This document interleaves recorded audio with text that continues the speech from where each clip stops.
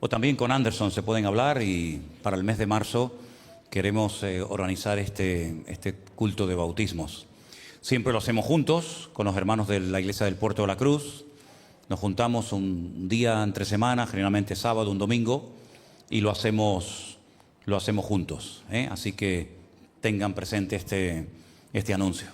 Quiero dar también la bienvenida a Raúl, que ha estado un tiempo en Alicante, y que ha venido hace ya unos días. Le damos un aplauso de bienvenida a Raúl a casa. Dios te bendiga. Bienvenido. Gloria a Dios. Y a todos ustedes, que el Señor les bendiga. Una vez más, muchas personas, muchos hermanos se han quedado fuera. No han podido venir hoy al culto, ¿eh?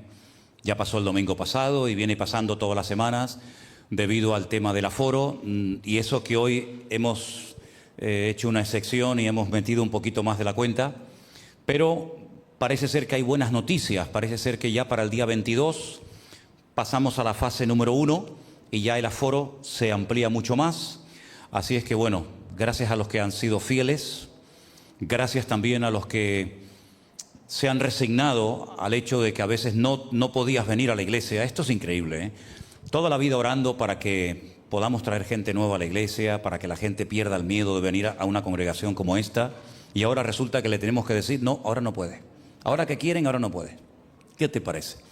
Pero bueno, estamos orando, de hecho estamos creyendo que dentro de poco vamos a poder juntar a muchos más hermanos. Y mientras tanto valoramos y apreciamos el hecho de poder tener una vez más, un domingo, esta oportunidad de poder estar juntos en este lugar. Amén, hermanos. Dios les bendiga a todos. Vamos a orar y poner este tiempo para compartir la palabra de Dios en las manos del Señor.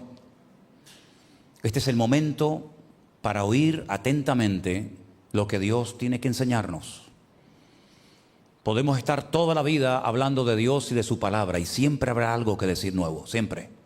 Esa es la maravilla de la Biblia, que nunca nos cansaremos de leerla y de compartirla. Y por muchos mensajes que hayas oído y por muchos mensajes que yo haya dado, siempre el Señor habla a través de su palabra cuando queremos que Él nos hable. Cuando tenemos el corazón abierto y tenemos una buena actitud, el Señor siempre va a traer palabra a tu vida. Señor, te damos muchísimas gracias en esta tarde por esta oportunidad que nos das y privilegio de volver a estar reunidos en torno a tu presencia y en torno a tu palabra. Pedimos, Señor, que este tiempo en el que vamos a hablar de ella, tú nos abras la mente, el corazón, para que podamos estar atentos a lo que el Espíritu Santo hoy le dice a su iglesia. También oramos por los hermanos que están en casa, que no han podido venir, y otros hermanos que desde muchas partes del mundo están ahora atentos a escuchar y a recibir tu palabra. Que tu bendición nos alcance a todos y que tu Espíritu Santo haga una obra en nuestras vidas y que tú seas el único que te lleves toda la gloria y toda la honra en el nombre de Jesús. ¿Cuántos dicen amén? Amén. Gloria a Dios. El tema del cual quiero hablar en esta tarde es un tema que nos concierne a todos. Porque a lo largo de nuestra vida vamos a encontrarnos probablemente en muchas ocasiones en situaciones en las que vamos a tener que perdonar a alguien por algo que nos dijo, por algo que nos hizo, y al mismo tiempo vamos a tener que pedir perdón siempre a alguien, porque ninguno de los que estamos aquí, creo yo, somos perfectos, y en algún momento tendremos que pedirle perdón a algún hermano, a la esposa, al marido, a algún amigo o a quien sea. Por eso digo que es un tema que nos concierne a todos y no es algo opcional. El tema del perdón, este es el tema, no es algo que Dios propone a la iglesia. Dice, bueno, reúnanse un día, hagan una especie de asamblea, una especie de votación, a ver si gana el tema del perdón o lo dejamos aparcado para otro día. No es una sugerencia, no es una propuesta, es una orden. Es una orden, es un imperativo de parte del Señor. No es que, bueno, es que no lo siento perdonar. Es que esto no tiene nada que ver con los sentimientos. Yo sé que hay muchos cristianos que lamentablemente se dejan llevar mucho por sus sentimientos, por sus emociones. Cuando sienten al orar, oran una barbaridad. Cuando no sienten, no oran nada. Cuando algo les pasa ahí adentro y les entra ganas de venir a la iglesia, vienen y después se pegan meses sin venir. Ahora tengo unas ganas tremendas de servir al Señor, mañana ninguna, ahora leo la Biblia, pasado la dejo. Es que la vida cristiana tú no la puedes basar en tus emociones, porque son cambiantes. Los sentimientos son pasajeros, son como la arena del mar, que sopla el viento y hoy está aquí, mañana está allá. La vida cristiana se vive en obediencia constante y permanente a Dios, a su palabra. Sienta o no sienta. ¿Cuántas veces he tenido que predicar con dolor de cabeza? Y mi carne me dice, quédate en casa, dile a Anderson o a cualquier hermano que comparta la palabra, porque hoy te duele un montón la cabeza. Y te pones a predicar y se te va el dolor de cabeza y después te pregunta tu mujer o alguien que sabía que te dolía la cabeza, oye, ¿cómo va la cabeza? Y, ay, mira, ni me acuerdo. La vida cristiana no son emociones, no son sentimientos, ¿sabes? No son visiones, ni revelaciones, ni ángeles que suben y ángeles que bajan. Es una vida de fe, es una vida de obediencia. No es fácil ser cristiano. Un buen cristiano, quiero decir. Cristianos del montón, hay todos los que quieras. Pero un cristiano maduro, firme, estable, equilibrado, cuesta y lleva años. Y yo animo a todos y a cada uno de ustedes a que luchen, a que se esfuercen cada día por servir a Dios, por crecer internamente y también externamente, ¿verdad? Claro, Dios nos ha creado con la capacidad de emocionarnos, con la capacidad de imaginarnos cosas, con la capacidad de tener sentimientos, pero a la hora de planificar y de organizar tu vida cristiana no puedes edificar sobre sentimientos, sobre emociones, porque un día estarás arriba y otro día estarás abajo. Y la vida cristiana es muy larga. No es venir a la iglesia un par de meses, un par de semanas. No, es una carrera de maratón, ¿sabes? Y todavía queda mucho camino por recorrer. Y si Dios lo permite, muchos años. Y por eso tenemos que basar todas nuestras decisiones y nuestra fe y nuestra vida cristiana en una relación sólida y estable que no depende de mi estado de ánimo, que no depende de cómo me siento, sino depende de quién soy y qué tengo en Dios. ¿Cuántos dicen amén? Vamos a ir, por favor, a Mateo capítulo 18. Es la misma porción que se ha leído en esta tarde. Si habéis prestado atención, es una historia que cuenta Jesús para enfatizar la importancia del perdón.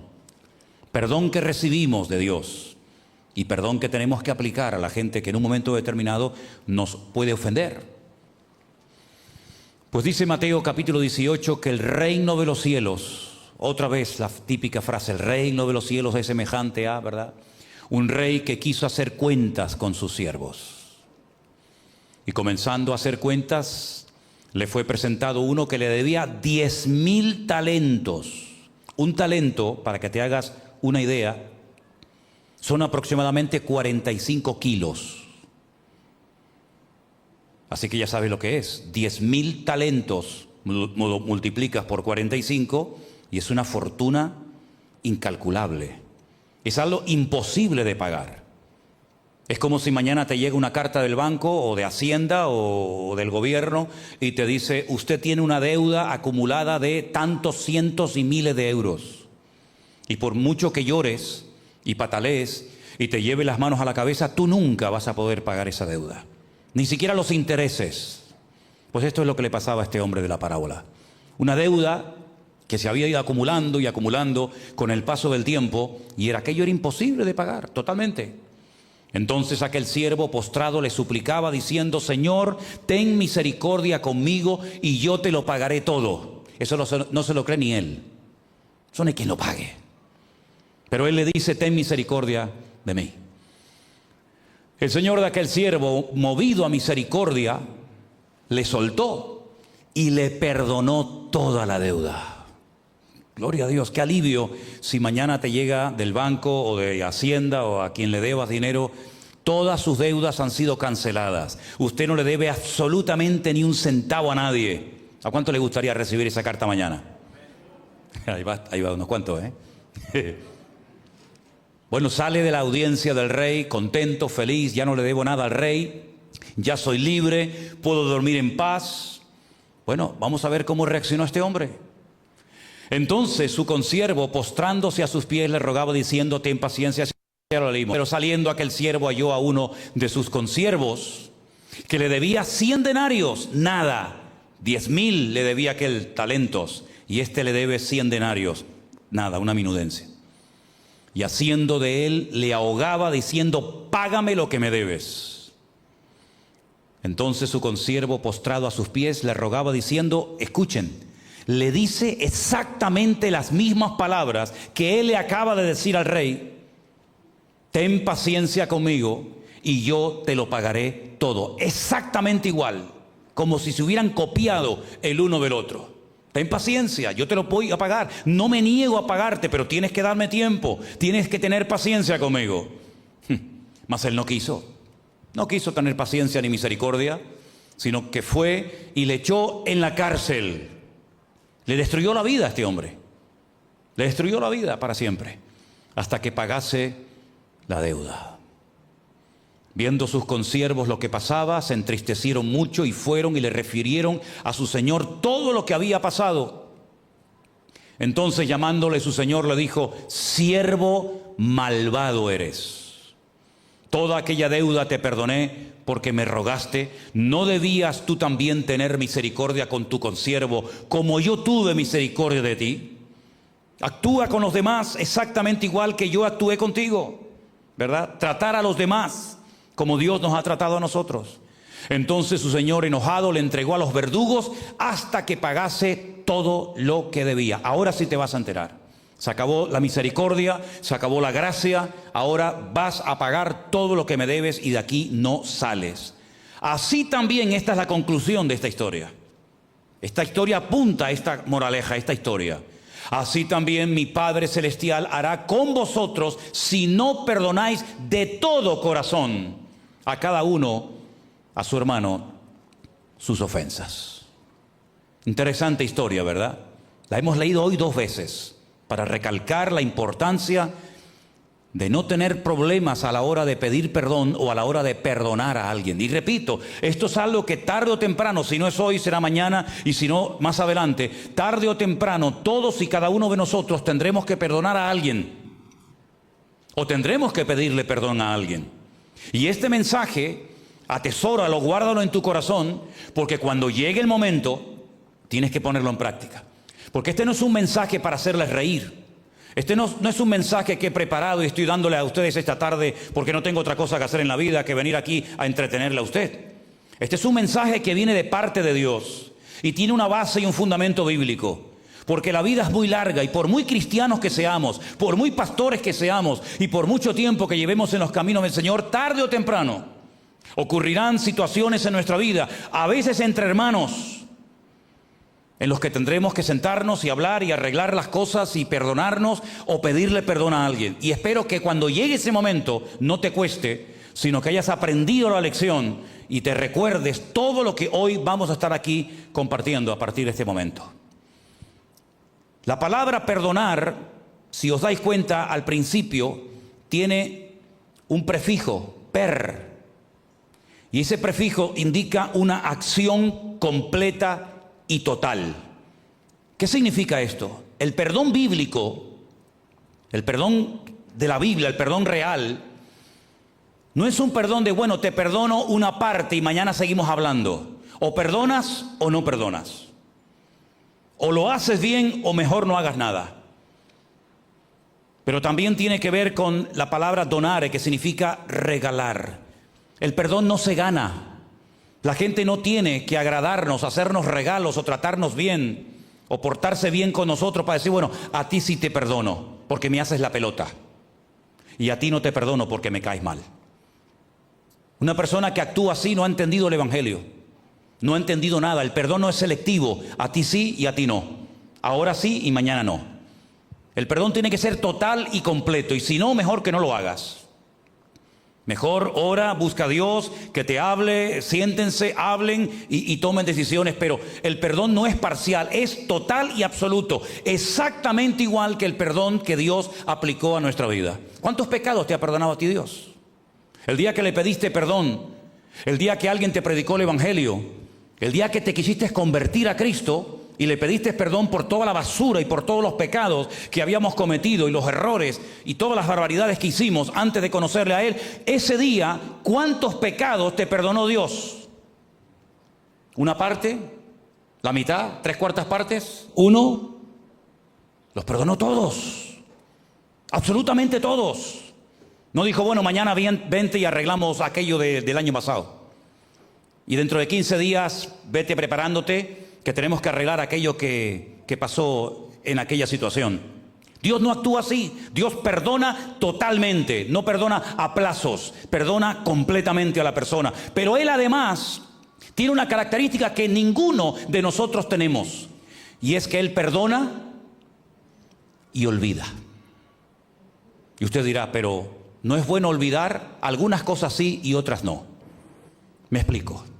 Si alguien te hace algo y te ofende, si alguien te insultó, si alguien te humilló, si alguien te trató mal y te pide perdón y tú lo perdonas, tú cuando quieras podrás recordar la ofensa, la palabra que te hizo. No se produce una amnesia. No es que yo perdono y ya nunca más me acuerdo de lo que tú me hiciste. No, yo cuando quiera lo recuerdo cuando quiera. Lo que pasa es que ese recuerdo no me domina. Ese recuerdo no me quita el sueño. Ese recuerdo no es una espina clavada en mi corazón que no me deja vivir, sino es un recuerdo que es algo que yo puedo recordar en cualquier momento, pero lo he perdonado y es como una especie de herida cicatrizada. ¿Cuántos de los que están aquí tienen alguna cicatriz? Yo tengo algunas cuantas, Yo tengo algunas cuantas. Y cuando me las miro, sé cuándo fue, y dónde fue, y cómo fue. Me acuerdo que un día, subiendo una escalera, llevaba una bolsa llena de botellas de agua.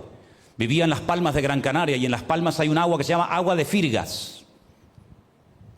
Y tienen gas. Y yo iba por la calle moviendo las botellas. Y hay un momento que me explotaron las botellas. Y tengo aquí 4 o 5 cicatrices en la mano que se me quedaron de aquella vez que me caí cuando me explotaron las botellas de agua. Pero no me duelen las cicatrices. Cuando la miro digo, esta fue en tal sitio, esta fue en otro sitio. Tengo 8 puntos aquí en la ceja derecha. Me caí en Venezuela de un muro. Me encantaba subir a las alturas. Como no tengo vértigo, me gustaba como los gatos subirme, y el problema es que después no sabía cómo bajar. Entonces tropecé, me caí así con la cabeza para abajo. Si hubiera sido una cabra me hubiera partido un cuerno. Y me tuvieron que dar 8 puntos en la ceja. Al poco tiempo me volví a caer y me dieron otros puntos en la misma ceja. Y tengo una cicatriz. No me duele, pero cuando quiera la puedo ver y puedo recordar cuándo y dónde fue. Y lo que me hizo llorar y lo que sufrí. Y eso es lo que ocurre cuando tú perdonas a una persona. Puedes recordar la humillación, el insulto, el mal gesto, la mala palabra, pero ya no te afecta, ya está superado. ¿Y cómo lo he superado? Por el amor de Cristo. Porque estoy aplicándole a esa persona el mismo trato que Dios hizo conmigo. Y Dios no me perdonó porque yo le caía bien. Dios no me perdonó porque yo me merecía que me perdonara. No, Dios me perdonó por misericordia, por amor y por su gracia, y no por ningún mérito. Y cuando yo perdono a una persona no es porque tal vez se lo merezca, porque a veces hay gente que me dice, pero es que no se merece que le perdone. Bueno, puede ser que tengas razón, pero el perdón no es porque se lo merezca o se lo deje de merecer. El perdón es una evidencia de la madurez que tienes en Cristo. ¿No tenía miles de motivos el Señor para maldecir o para proferir palabras duras desde la cruz donde lo estaban clavando sus verdugos? Yo a veces cuando veo algunas cruces, de verdad que no sé si echarme a reír o a llorar, porque las adornan, las ponen tan bonitas, y la cruz era un lugar de tragedia, de dolor, de humillación, de vergüenza, de tortura. Y en aquella cruz lo estaban crucificando, burlándose de Él hasta el último momento. Pero una de las veces que habla el Señor Jesucristo desde la cruz, ¿qué dijo al Padre? Padre, perdónalos, porque no saben lo que están haciendo. Pero no solamente perdonó para quedar bien y salir en la foto y pasar a la historia, ¿verdad? Sino que en ese momento, uno de los malhechores que estaba a su lado también le pide perdón a él. Y le podía haber dicho, ahora pides perdón, ahora te acuerdas de Dios, has hecho una vida de un desorden total y absoluto, y ahora que sabes que vas a morir y a presentarte ante mi Padre, a rendirle cuenta, ahora te arrepientes, ahora me buscas, pues ahora ahí te quedas. El Señor que le dijo, hoy estarás conmigo en el paraíso. El paraíso, lo que perdió Adán y Eva, la vida eterna, el lugar más hermoso en la presencia del Señor, se lo dio gratuitamente a una persona porque de verdad, de todo corazón se arrepintió y le pidió perdón al Señor. ¿Cuántos dicen amén? El perdón es algo que marca una diferencia, ¿sabe? El perdón tiene un poder que libera la bendición como ni te imaginas. Hay personas que están amargadas, que no viven, que lo pasan mal, que no duermen, que no descansan y transmiten su dolor y su amargura a sus hijos y a sus nietos. Y cuando indagas y hablas con esa persona, lo que tiene es un dolor, una herida, que aunque le haya pasado eso hace 20 años o más, todavía lo recuerdan como si hubiera sido hace media hora. Y están amargados y enferman. Y hay gente que está enferma del alma, porque se enfatiza mucho las enfermedades, ¿verdad?, de la mente y las enfermedades del cuerpo. Pero la Biblia habla mucho de las enfermedades del alma. Y hay gente que cuando los miras a la cara dice, este está enfermo de su alma. Y hace años en esta iglesia di una lista enorme de 20 o 30 enfermedades según la Biblia que son de un alma herida, de emociones rotas, de heridas abiertas que siguen supurando y no se han cicatrizado por el bálsamo de la presencia de Dios. Por eso yo digo que el perdón es liberador. Te quitas un peso de encima impresionante, aunque no se lo merezca la persona. Y a veces no hace falta ni que venga a pedirte perdón, sino ya en tu corazón tú ya le has perdonado. Venga o no venga. Venga con una sonrisa sarcástica en su rostro o venga realmente humillado, te da igual. Tú no dependes de la reacción del otro, sino tú dependes de tu relación con Dios. Tú no puedes edificar tu presente y tu futuro en base a cómo te traten los demás.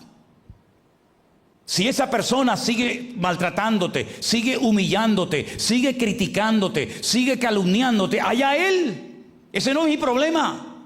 Como dijo alguien, no podemos evitar que los pájaros vuelen por encima de nuestras cabezas. ¿Quién puede evitar eso? Nadie. Pero sí podemos evitar que te haga un nido en la cabeza, ¿sí o no?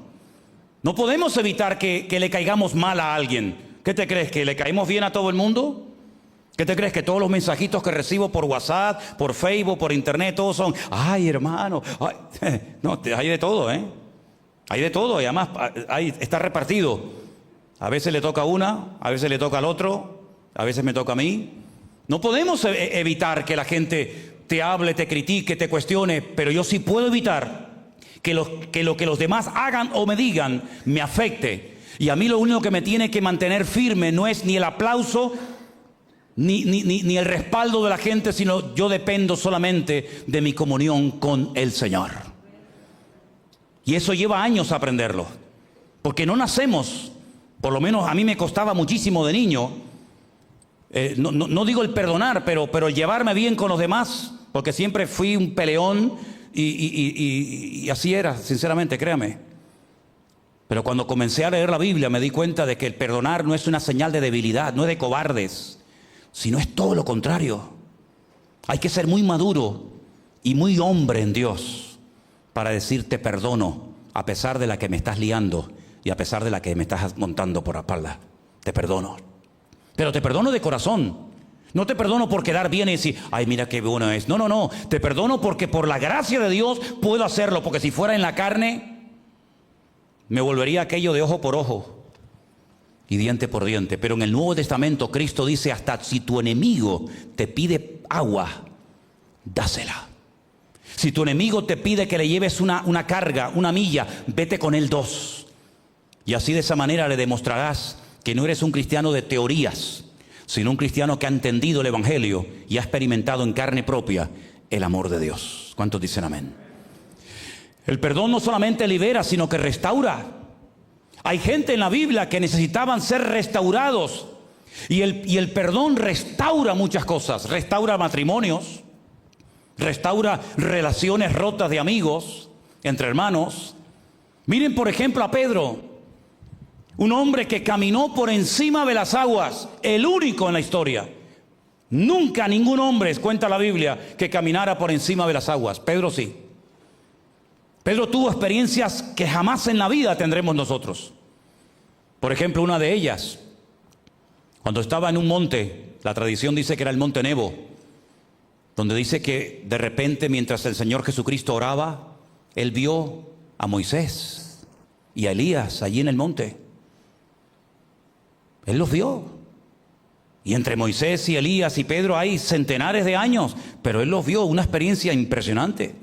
Él fue el único hombre que recibió una palabra de alabanza en público por parte del Maestro. Bienaventurado eres, Simón, hijo de Jonás, porque esta declaración que acabas de hacer no te la reveló tu papá, tu mamá, no la aprendiste en la escuela, en la sinagoga, sino mi Padre que está en los cielos te ha revelado quién soy yo realmente. Mi identidad, mi esencia, tú la has captado. No porque la aprendiste en la escuela, sino porque mi Padre te la ha puesto en tu corazón. Imagínate.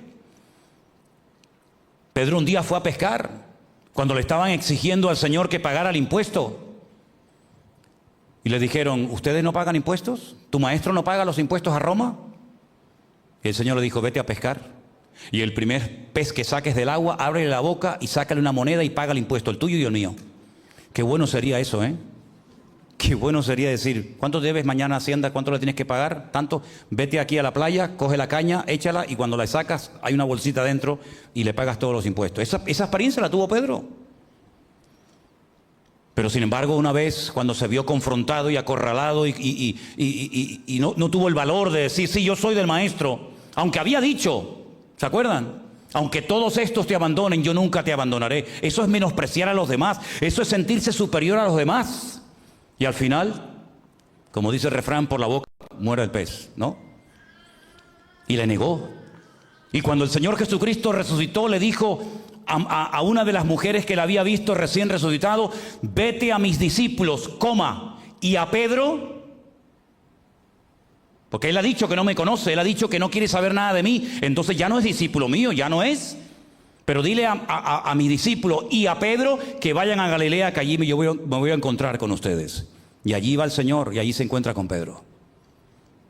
No le dijo, Pedro, una pregunta, ¿tú por qué me negaste? ¿Te imaginas que le hubiera preguntado eso el Señor? Qué vergüenza, ¿no? ¿Por qué me negaste? ¿Tú no dijiste que ibas a estar conmigo hasta la muerte, hasta el final? ¿Dónde estabas? ¿Qué te pasó? Cobarde, bocazas y un montón de cosas más, ¿no? Sino solamente le dijo, Pedro, una pregunta. ¿Tú me amas? Una pregunta un tanto extraña, ¿verdad? Nunca Jesús le había preguntado eso a nadie. ¿Tú me amas? Y Pedro le dijo, sí, claro. ¿Cómo no te voy a amar? No, pero tú me amas de verdad, más que a tus peces, tus redes, tus barcas, más que a tu vida. Sí, claro, tú sabes que te amo.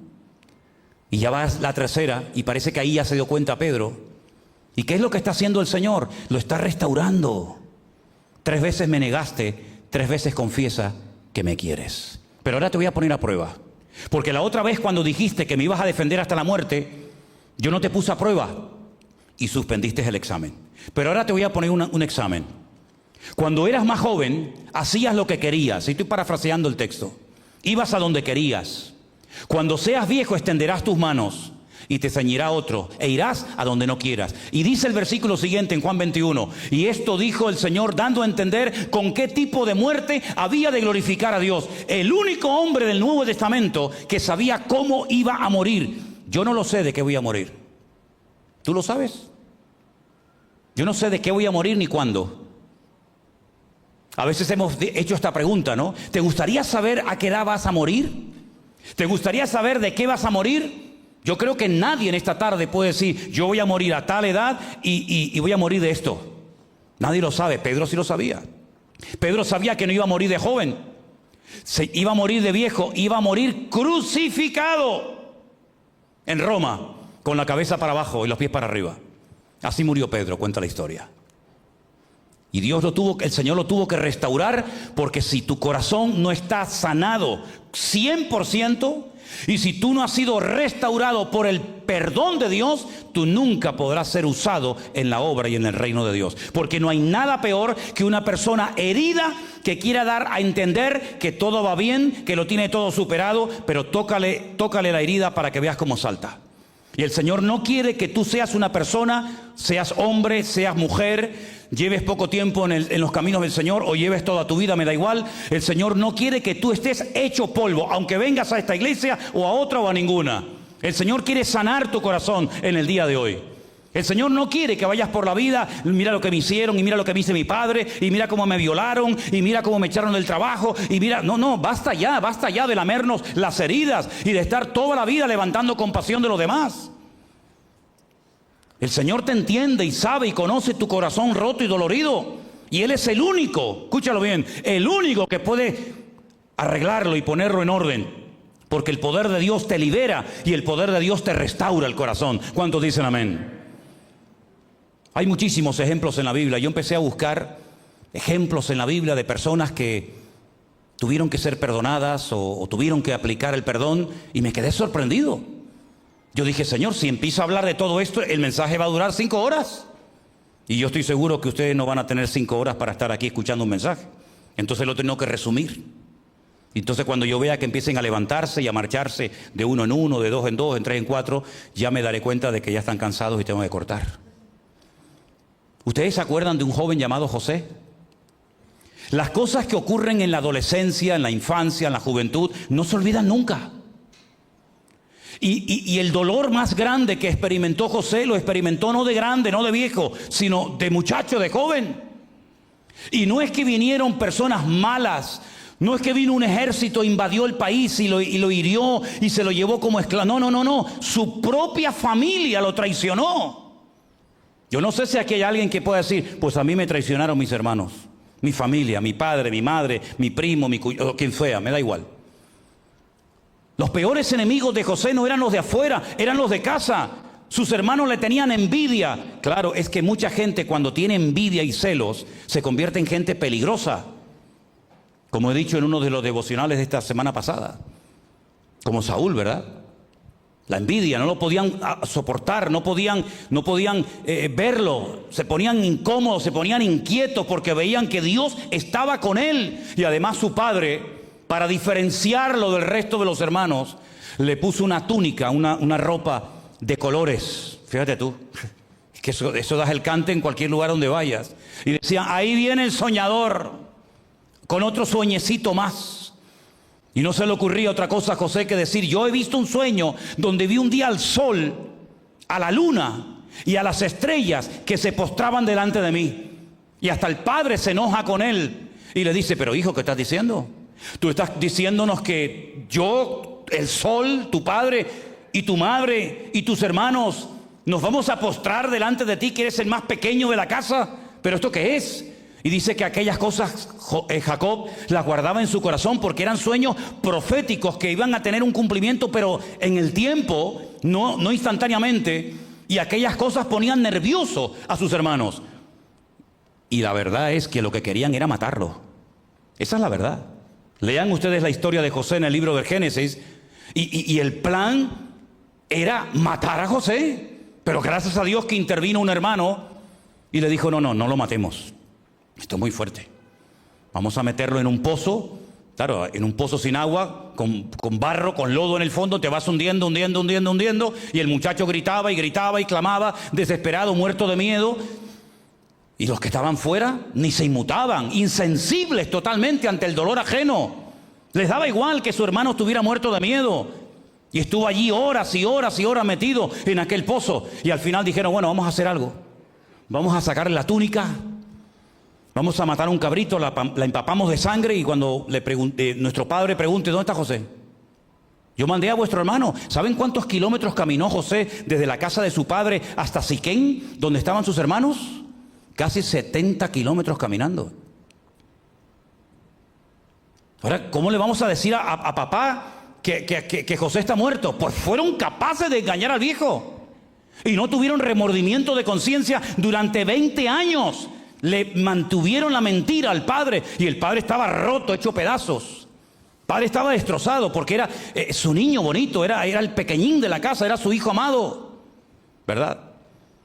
Y entonces lo que hacen a José lo venden como esclavo a una caravana que venía, que compraban esclavos, y esa caravana, si se dan cuenta, se la vende a otra, y al final llega José a Egipto sin conocer el idioma, en otro país. De la noche a la mañana pasa de ser un niño mimado, un niño que lo tenía todo, a ser un esclavo en la casa de un egipcio, que vete tú a saber cómo lo trataba al principio. Sí, porque es muy bonita leer la historia de José según va transcurriendo, pero yo me imagino que al principio lo tratarían al trancazo, como a cualquier esclavo. Y encima después hasta cae en la cárcel y lo acusan de una cosa que no ha hecho. Bueno, de verdad que humanamente hablando es para desesperarte y decir, como yo algún día tranque a estos, se van a enterar, porque me han destrozado la vida. Claro, es muy bonito leer la historia y ver el reencuentro, ¿verdad?, del padre y del hijo, cómo se encontraron, sí, pero él no sabía nada. Pero hay algo muy bonito que destaca en todo esto, y es que la Biblia dice que Dios siempre estuvo con José. En los peores momentos, el Señor siempre estuvo con él. Y hay algo que a mí me fascina de este muchacho, y es que él guardó su corazón. Porque cuando ya se produce el reencuentro, que tuvo que ser espectacular, a mí siempre he pensado cómo me hubiese gustado a mí ver la cara de Jacob cuando abraza a su hijo José después de largos años de pensar que está muerto, y al final resulta que le cuentan la verdad y José no estaba muerto, José estaba vivo, y no solamente vivo, sino próspero, bendecido y un hombre tremendamente poderoso en Egipto y en el mundo entero. Tuvo que ser un encuentro realmente espectacular, como espectacular tuvo que ser el encuentro de un hijo recién resucitado, todavía con sus heridas abiertas, que se presenta delante del Padre y le dice: Padre, he hecho todo lo que tú me mandaste, aquí estoy. Y la Biblia nos enseña que cuando Jacob con 147 años muere, y Jacob ha pedido que lo entierren en Canaán, allí se va todo el séquito, se va José, se van sus hermanos, y cuando vuelven de enterrar al viejo, se paran en el camino al lado de un pozo. ¿Sabes qué pozo era? Te lo imaginas ya, ¿verdad? ¿Sabes qué pozo era, no? Me imagino que José se paró al lado del pozo, miró así, y habrán dicho los hermanos: madre mía la que se nos viene encima. En este pozo metimos a nuestro hermano hace 22 años. No le echamos una mano, nos reíamos de él, nos pidió misericordia y no la tuvimos. Y ahora nuestra vida está en las manos de nuestro hermano, porque es el hombre después del faraón más poderoso de la tierra. Con un chasquido de dedos nos machaca a todos. Y José mira la cara de sus hermanos y les dice: no tengan miedo, tranquilos. No fueron ustedes los que me vendieron a Egipto. Fue mi Dios el que me trajo aquí para salvarles a ustedes. Así que tranquilos. Y se dieron un abrazo y fue algo realmente espectacular. ¿Quién hace eso? Solamente una persona madura que conoce el corazón de Dios y que con el perdón y la misericordia con la que ha sido tratado es capaz de comportarse con misericordia y con perdón con sus hermanos. ¿Cuántos dicen amén? Es una historia realmente espectacular. Y se restauran relaciones y la familia vuelve a estar unida, y José ve los sueños cumplidos y ve todo aquello que soñó cuando era joven, lo vio cumplido. Pero la llave que iba a hacer que José se mantuviera en el trono bendecido y con la paz en su corazón fue que guardó su corazón del odio, del resentimiento y de la amargura. Y cuando llegó el momento de demostrar su verdadera madurez, no delante de Dios, que ya se suponía, sino delante del hombre, él fue capaz de perdonar, porque un verdadero cristiano no se demuestra en la iglesia, sino se demuestra ante la adversidad, ante la lucha. Y cuando llega el momento de decir te perdono, ahí se demuestra si realmente es Cristo el que está viviendo en ti o todavía queda mucha carne viva ahí adentro de ese corazón. Tremendo, ¿verdad? Su papá, cuando él era niño hizo algo que a José se le quedó grabado. Yo tengo esa impresión y tengo ese convencimiento.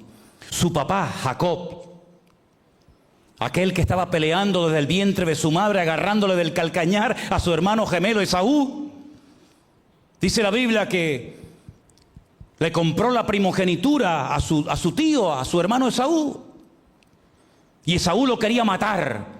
Y tiene que huir la misma cantidad de años con Labán que estuvo José con Potifar y con el faraón en Egipto. ¡Qué tremendo! Se vuelve a repetir la historia. Los mismos años que estuvo en el destierro Jacob en casa de Labán, siendo tratado y machacado por las circunstancias de la vida, es exactamente el mismo número de tiempo y de años que estuvo José siendo tratado en Egipto. Igual. Pero hay un momento en el que Jacob decide volver a la casa y él sabe que Esaú está vivo. Él sabe que Esaú lo odia. Y él sabe que llegará el momento, tarde o temprano, en el que tendrán que arreglar las situaciones. ¿Qué es lo que hace Jacob? Muerto de miedo, divide a toda su familia en varios campamentos. Es tremendo esto, ¿eh? Dice, bueno, hago un campamento delante, después pongo a unos cuantos kilómetros el segundo y yo voy en el tercero. Si matan a las primeras personas, bueno, y después al segundo, por lo menos a mí me dará tiempo de huir y salir corriendo. Así era Jacob. Es increíble.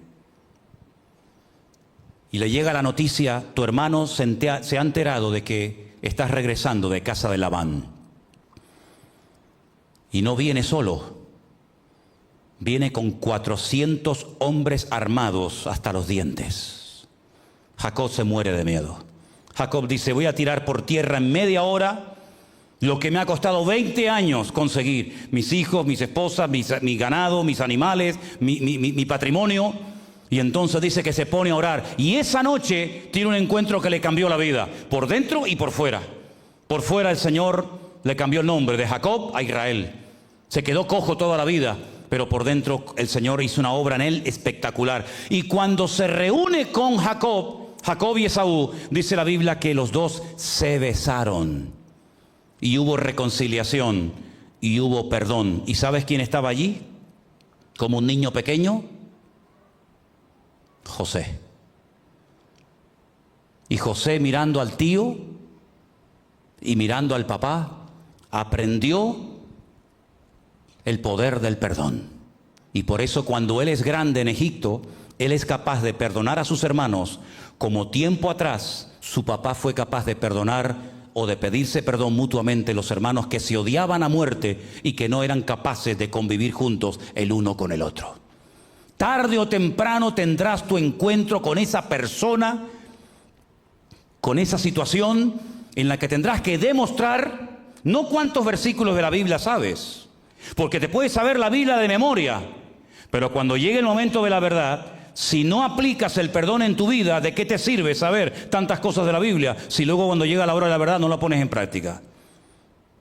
Llegará el momento en el que tendremos que poner en práctica aquella oración que aprendimos cuando éramos niños. ¿Os acordáis? Vamos a leerla en Mateo capítulo 6.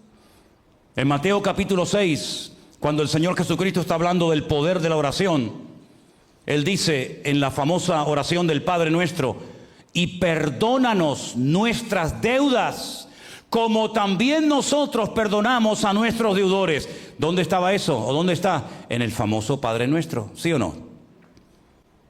Yo me crié toda mi vida en colegios de curas, en los maristas en Venezuela y en los salesianos en España. Y me sabía el Padre Nuestro de memoria porque me obligaban a dirigir el rosario. Y ustedes saben las bolitas del rosario, hay algunas que tienes que rezar 10 Padre Nuestros uno detrás de otro. Y lo sé de memoria, pero hay una parte en el Padre Nuestro donde el Señor habla de el perdón. Perdónanos como también nosotros perdonamos a nuestros deudores. Había una celebración histórica en Israel. Ningún pueblo en la historia de la humanidad ha tenido esta fiesta. Se llama el año de jubileo. Se celebraba cada 50 años. Había gente que vivía en por lo menos un jubileo al año o en su vida, y había otros que nunca lo vivían. ¿En qué consistía el año de jubileo? Era una ley que Dios estableció en la Torá, en la ley de Moisés para el pueblo de Israel, que consistía en que cada 50 años las deudas se perdonaban. Nadie le debe nada a nadie. Los esclavos eran puestos en libertad.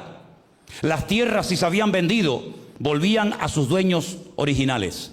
Y se empezaba de nuevo cada 50 años. ¿Te imaginas que el mundo tuviera esa ley? ¿Te imaginas que se le perdonara la deuda externa a todos los países del mundo que le deben al Fondo Monetario Internacional? Nadie le debe nada a nadie. Empezamos todo de cero. Aquí no va a suceder lo que está sucediendo ya. Es un hecho que los ricos cada vez son más ricos y los pobres cada vez son más pobres. Y hay países que ni siquiera pueden pagar los intereses de una deuda impagable que nunca podrán pagar. Y hay naciones que vendieron muchas cosas que eran de ellos, eran del Estado, y las vendieron para pagar su deuda externa. Y no solamente no pagaron la deuda externa, sino que la deuda externa se cuadruplicó más todavía que al principio. Porque hay deudas que no podemos pagar, y sobre todo la deuda que el ser humano tiene con Dios. Esa deuda es una deuda de sangre, no es una deuda de dinero, no es una deuda de que, bueno, enciendo 50 velas, me doy 30 latigazos, me dejo crucificar, me dejo torturar, voy caminando de rodillas, sabe Dios a dónde, y por fin cancelo la deuda delante de Dios. Es impagable. No podemos pagar esa deuda a Dios. Y la deuda consiste en algo que Dios estableció como una ley divina y eterna e inalterable. La paga del pecado es la muerte. Yo no inventé esa ley. Yo no creé esa ley, es una ley divina. Dios dijo, el que peca muere, por dentro y por fuera, espiritualmente hablando y físicamente. Y es así. Y cada vez que veas un coche fúnebre, cada vez que veas en televisión, ha muerto no sé cuánta gente. La muerte no existía cuando Dios creó el universo. Cuando Dios puso a los primeros hombres, a la primera pareja en el jardín del Edén, no existía la muerte, ni la física, ni la espiritual. Entonces iban a vivir siempre, sí. ¿Y dónde iban a caber? Yo qué sé. Pero el hombre no iba a morir. Dios creó un ser eterno porque Él es un Dios eterno. Y Dios reprodujo en el hombre su esencia. Yo soy eterno, tú serás eterno. No hay limitaciones de espacio, de tiempo, tú tampoco. Porque es como una reproducción de Dios en el hombre. Como un prototipo de Dios. Viendo al hombre, te hacías una imagen de cómo es Dios. Viendo una moneda, la cara del César, sabías cómo era el César, aunque nunca en tu vida lo conocieras. El hombre era la moneda, era la esencia, era el botón de muestra de Dios. El hombre no tenía ningún tipo de limitaciones. No tenía calor, no tenía frío, no sudaba. Era perfecto, dice la Biblia. Seguramente hasta podía volar. Seguramente podía estar 20 horas debajo del agua sin ahogarse. No tenía ningún tipo de limitaciones, pero el día que pecó, el día que desobedeció a Dios, el día que se desconectó de la fuente de la vida, se convirtió en un ser mortal y se dio cuenta de todas las cosas que había perdido. Pero no sabía lo que era la muerte física porque nunca la había visto. Sabía lo que era vivir fuera del jardín del Edén. Sabía lo que era el miedo, sabía lo que era la vergüenza, sabía muchas cosas, pero todavía el concepto muerte no lo entendía, porque nunca había muerto ningún ser humano. Ay, amigo, pero un día vio un charco de sangre en el campo. Y toca así, y es su hijo Abel, inerte, no se mueve. Y es ahí cuando Adán y Eva dijeron, esto es lo que Dios nos dijo, que si pecábamos nos iba a suceder. Esto es la muerte. Esta es la muerte física, que yo ya sé lo que es por dentro, y esto es lo que pasa por fuera. Y a partir de ese momento, todo ser humano ha comenzado a morir. Mi abuelo murió con 106 años, y una de sus preguntas en los últimos días de su vida, manteniendo su razón perfectamente, era, ¿por qué vivo tanto? ¿Por qué no me muero? Vio morir a centenares de personas, a amigos, familiares, y él dice, ¿por qué yo no me muero? Y yo decía para mí, digo, no te preocupes, abuelo, la muerte te va a encontrar algún día. Y murió como un pajarito. El médico dijo, se le acabó la pila. No murió de ninguna enfermedad, murió de viejo, ahí acostado. Pero murió. Y el que más vivió, Matusalén, también murió. Y Moisés, y Abraham, y David, y Pablo, y Pedro, y todos moriremos algún día, porque está establecido por Dios que todos los hombres mueran una vez. Unos de viejo, otros de cáncer, unos de accidente, unos de un tumor, yo qué sé, hay 20.000 formas. Es una ley inalterable. Los ricos se mueren, y los blancos, y los negros, y los evangélicos, y los satanistas, y todo el mundo se muere. Es una ley eterna. Pero mis queridos hermanos, mientras estemos en esta vida, tenemos que aprender a vivir. Y una de las mejores maneras de poder vivir en victoria y con la paz de Cristo es perdonando constantemente a todo el mundo. Porque nadie me debe nada. Si alguien me debe algo, que se lo paga a Dios. A mí nadie me debe nada. Y no nos debe de costar pedir perdón, ni nos debe costar tampoco ni el perdonar, ni el pedir ser perdonado. Amén, hermanos. Cuando llegaba el año de jubileo, imagínate, los esclavos ya son libres, nadie le debía a nadie a nada. Y uno dice, pero eso no existe hoy en día. No, es verdad, no existe. Nadie le quiere perdonar las deudas a nadie. Pero para eso vino el Hijo de Dios a este mundo, para pagarle a Dios la deuda que la raza humana nunca le iba a poder pagar. Porque era una deuda de sangre. Alguien tenía que ocupar el lugar del pecador. Un pecador, morir por otro pecador no tiene sentido, es una incoherencia. Tenía que venir un ser perfecto, sin pecado, sin mancha, digno, que no hubiera nunca pecado ni con el pensamiento, ni con la mirada, ni con nada. Y ese ser, ¿dónde estaba? Ese león de la tribu de Judá, la raíz de David, el verbo hecho carne, el alfa y el omega, el príncipe de paz, vino a este mundo a morir por nosotros. Y Él fue el único que pudo pagar la deuda impagable delante de Dios, con su vida y con su sangre. Y por eso predico el Evangelio, porque creo que esta es la solución para las naciones, porque creo que esta es la única manera de que levantemos cabeza y de que nuestra vida sea una vida bendecida y prosperada por el Señor. Teniendo paz con Dios, tenemos paz con nosotros mismos. Y cuando yo entiendo que yo, que era un desgraciado, un miserable, lleno de odio, de resentimiento, de amargura, de soberbia, de demonios que vivían dentro de mi cuerpo, cuando Dios me liberó, cuando Dios me limpió, cuando Dios me sanó y cuando Dios me perdonó toda la basura que había hecho y las palizas que di, las mentiras que hice y las cosas terribles que hice, aunque era un jovencito, ¿cómo no voy yo a perdonar? Si dice la Biblia que aquel hombre que fue perdonado una deuda tremenda, ¿cómo va a salir afuera a coger por el cuello a una persona y decirle, me vas a pagar hasta el último cuadrante, si te acaban de perdonar a ti una fortuna que nunca pagarías tú ni toda tu familia? Y eso es lo que Dios quiere de nosotros, un evangelio práctico. Claro, hay gente que lo que quiere es un evangelio de dame, que Dios me bendiga, que Dios me dé. Sí, no, Dios te va a dar, no te preocupes. Pero sobre todas las cosas, recuerda que llegará el momento en el que vamos a tener que pasar de la teoría a la práctica. Porque aquí no se vive la vida cristiana, aquí no hay tentaciones, aquí no hay problemas, no hay malas palabras, no hay un mal ambiente. Pero es allá afuera, en esa selva, en esa jungla de envidia, de celos, de soberbia. Es allá afuera donde vamos a tener que demostrar si verdaderamente hemos entendido el Evangelio o no lo hemos entendido. Y quiero poner un último ejemplo. Tengo docenas de ejemplos. Llevo toda la semana estudiando esto. Me sé de memoria todo lo que tengo que decir. Pero quiero poner un último ejemplo. Una mujer que la sorprendieron, dice la Biblia, en el mismo acto de adulterio. Te pillaron con las manos en la masa. Ay, amiga. Pero que yo sepa, para cometer adulterio hace falta dos. Si la sorprendieron, dice la Biblia, en el mismo acto de adulterio, acostándose con un hombre que no era su marido, ¿por qué no trajeron a los dos? ¿Por qué la traen solamente a ella? Hipócritas, que vienen de religiosos y de niños buenos. Nuestra ley dice que a estas mujeres hay que matarlas a pedradas. Sí, a los hombres también. ¿Y dónde está el hombre? Porque es muy fácil siempre señalar a los demás. Es que no me aman, es que mira lo malo que son. Sí, eso ya lo sabemos. Eso se llama en psicología proyección. Siempre justificándonos a nosotros, echándole el muerto a los demás. Ya lo hizo Esaú, ¿se acuerdan? Ya lo hizo Esaú y tantos personajes de la Biblia. Eso es lo que aprendemos desde niño. ¿Quién pintó la pared? Yo no fui. No fue Juan, no, Pepito. Y no sabes quién pintó la pared. Y eso se va cultivando y se va desarrollando con el paso del tiempo y somos expertos y nos hacemos artistas de Hollywood, ¿verdad? Y siempre, no, es el diablo, no, es que fue el pastor, no, es que fue mi mujer, no, es que fue el gobierno. Y siempre hay algo menos tú no rompes nunca un plato. Y ahora viene una mujer y le dicen, nuestra ley dice que hay que matarlas, como si Jesús no supiera la ley cuando Él la mandó a escribir.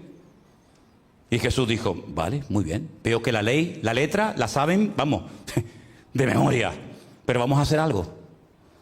Vamos a profundizar en la letra, si les parece. Porque ustedes siempre están nadando por la superficie. La ley dice esto, sí, pero vamos a ir al espíritu de la letra.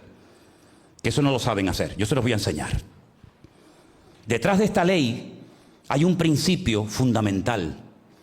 La ley es tan exigente porque la ley de Dios es perfecta. Y para poder cumplirla uno tiene que estar en perfección. Si tú no eres perfecto, ni se te ocurra vivir bajo la ley, porque vas a hacer el ridículo, como muchos lo están haciendo ya. Querer someterte a los designios y a las exigencias de la ley es querer decirle a Dios, yo puedo cumplir con una palabra perfecta que nadie ha podido cumplir. Así que vamos a profundizar en el espíritu de la letra. El que de vosotros esté sin pecado, porque para matar a una persona no veas cómo tienes que estar tú.